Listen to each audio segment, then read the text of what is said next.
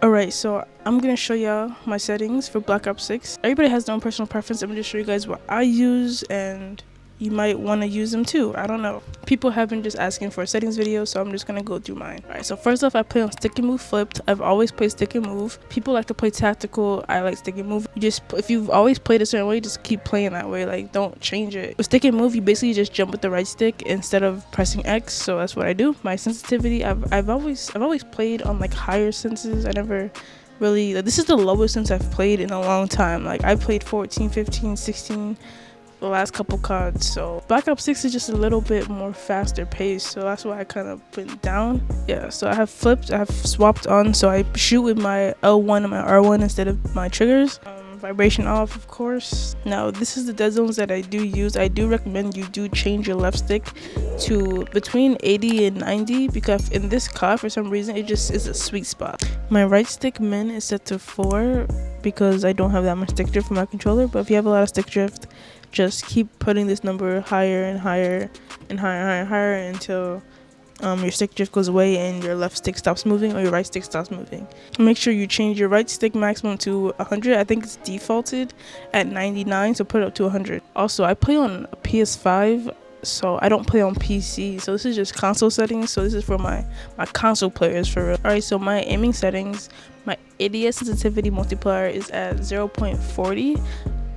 For me at least, and I feel like for everybody, if you play on a higher sense, you most likely have to put your multiplier down way lower than like the average person, because usually if you play on a higher sense, you want to turn this setting down as comfortably as possible to your liking, because if you're playing on like a 13 cents and you keep it at default, which is 1, you're going to be aiming and shooting at people with a 13 cents. That's high as hell. You want your aim to be as on point as possible and to not move, so that's why I keep it at 8.40. With the events settings, I run linear. I used to run dynamic, but I've been using linear and I never went back. Listen, if you're good with centering your shot and your aim is never really that off ever, like you never really have, your aim is never like crazily off all the time, and you're usually able to always center the target perfectly, then linear is perfect. And I also changed the aim response curve to a 0.80.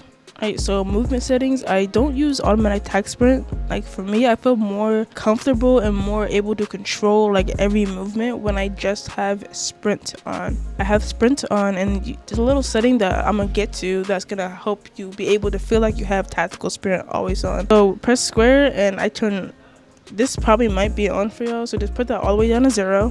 Sprint delay all the way off. I keep this on, and for my mental assist, I turn everything off and I make this tight, because I don't like accidentally mantling when I'm trying to shoot somebody. That junk be annoying as hell. I'm not trying to jump on a random box. And yeah, corner slicing, I turn that off. That junk, I'm good off that. I'm not playing Rainbow Six. Slide dive behavior, I keep it to tap to slide. Hybrid is just kind of like too complicated for me. I'd rather just keep it at like tap to slide and call it a day. Sprint restore on, so I maintain sprint on. For your tactical sprint activation, change it to single tap. That's gonna help you kind of not have to double tap to tactical sprint. You're able to kind of easily tactical sprint the way that you usually just sprint, so it helps you kind of just not feel like you have to hurt your left freaking thumb just pressing that button all the time. So these are my combat settings. I think most of these are just kind of default, like I don't really change them. I don't think I've changed any of these. Turn that off.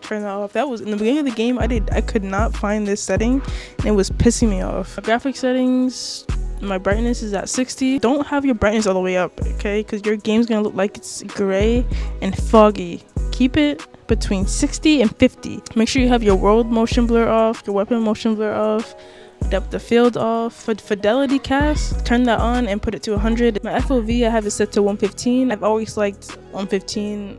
I don't know why.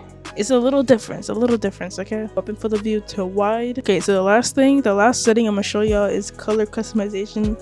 This is what's gonna make your game look really nice with the fidelity FS cast that you turn on. You put it to 100. You put your color filter to 2, and set this to both, and you put it all the way up to 100. Both intensities to 100. That's gonna make your game look nice and vibrant on console. Alright, so those are my Black Ops 6 settings. Now enjoy this nuke that I got on Subsonic with the SOG. My mic wasn't on, unfortunately. I wasn't planning on actually recording a video, so there's no commentary. This was like one of my fastest nukes that I've gotten, and it's a very fast-paced nukes. Hardpoint is secure.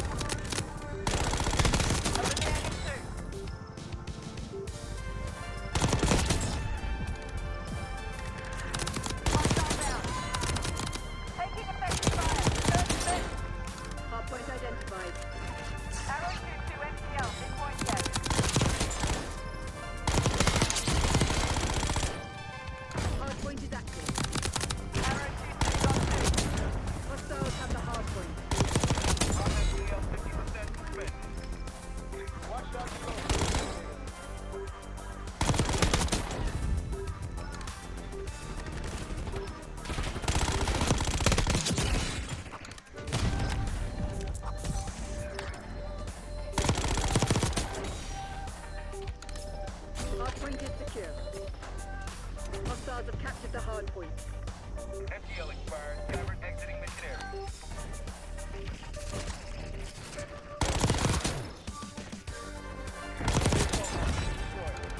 You're falling behind, Crimson.